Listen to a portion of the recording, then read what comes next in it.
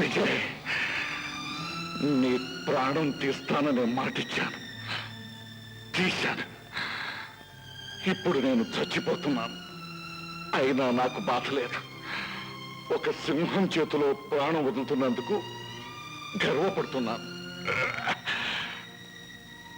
నువ్వు నిజంగా గొప్పవాడే. నీకు నా జోహార్. విజయ్, ఈ గంగులెప్పుడు మాట తప్పలేదు. అందుకే నేను ఇప్పుడు పోలీస్ స్టేషన్కి వెళ్ళాలి. లేకపోతే నిన్ను చంపాక వస్తానని నా మాట పోతుంది. వెళ్ళాల్సింది పోలీస్ స్టేషన్ కాదు గురుకులు, నిషా సమాధి దగ్గరికి. ప్రాణంతో సమానంగా ప్రేమించి తన కోసం ప్రాణాలు అర్పించిన ఒకే ఒక ప్రేమికుణ్ణి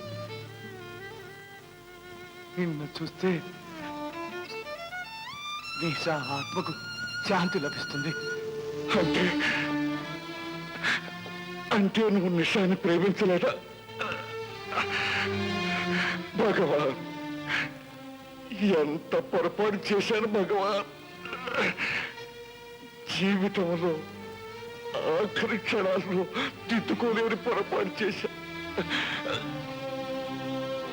నిషా, నిషా.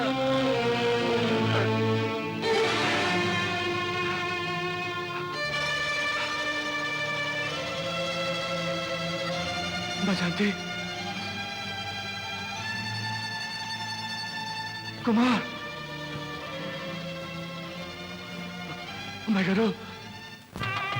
అన్నయ్య ఎక్కడ? ఇక్కడరా.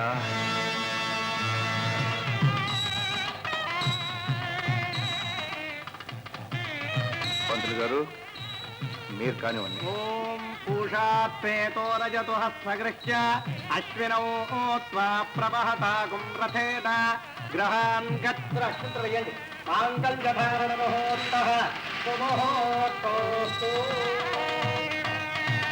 తో వివిధముత్తరః. యా దంపతులు శ్రీపత్రుల అగ్నిహోత్రులతో ప్రదక్షిణ రండి. తృతీయో అగ్రహేమతి తురీయస్తే మనుష్యజాః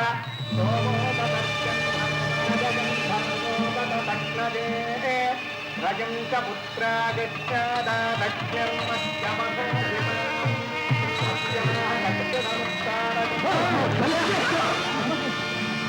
ఏమిటిది?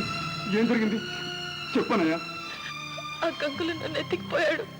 విజయ్ నా కోసం, నా కోసం.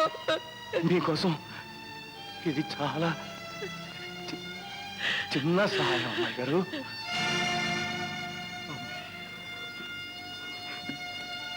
అంటే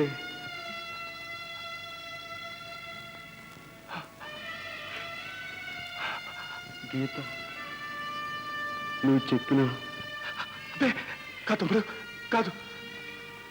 అవునండి, నేనే విజయ్ పిలిచే అమ్మాయి గారిని, ఆ పాపిష్టి దాన్ని నేనే.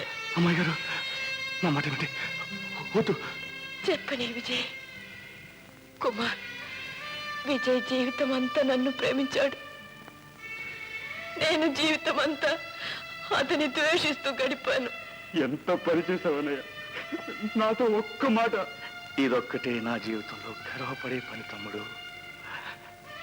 నా రక్తంలో రక్తం నువ్వు, నా ప్రాణంలో ప్రాణం అమ్మాయి గారు. మీరిద్దరూ నా ఇంట్లో ఆనందంగా తిరుగుతుంటారు. అంతకంటే నాకు కావాల్సిందే ఉంది.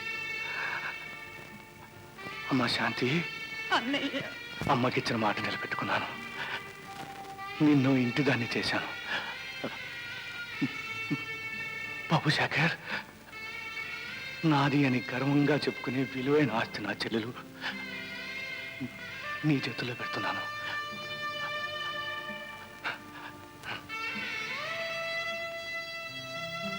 అమ్మాయి గారు, కంటతడి పెడుతున్నారా? మళ్ళీ జన్మంటూ ఉంటే తమకి సేవ చేసుకునే పనివాడిగా, కుమారికి అన్నగా, శాంతికి తోబుట్టుగా పుడతాను. బ్రతకటంలో నవ్వుతూ బ్రతకడంలో ఎంత ఆనందం, ఎంత